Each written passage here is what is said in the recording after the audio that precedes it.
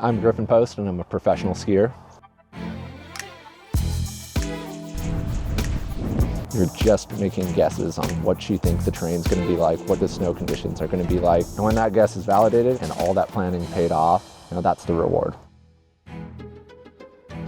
Before we even go into the field, there's a lot of steps we go through to make sure we have a good plan and we're going to be safe throughout the day.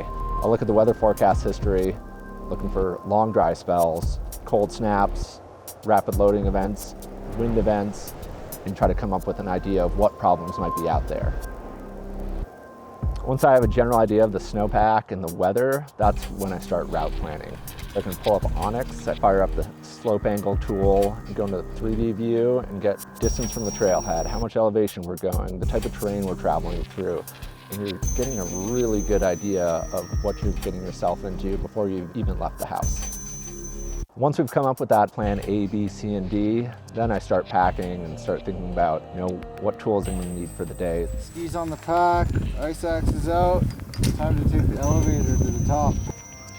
And none of those decisions can really happen until you come up with that plan and have a better idea of what your day in the mountains is going to entail. Pretty big looking for new snow. One of the key components is who you're going out in the field with. Are they a newer backcountry user, or are you going to go with a whole crew of people, some of which you don't know? You could skip this zone and go straight to that area. Having that communication with your partner beforehand is a great way to be on the same page from the get-go. This is a lower slope angle than over here, so we should be good walking across that. If the first time you're thinking of a problem coming up is when it's actually happening, you're in trouble. And having thought about that pre-trip planning beforehand is really going to save your butt in the field.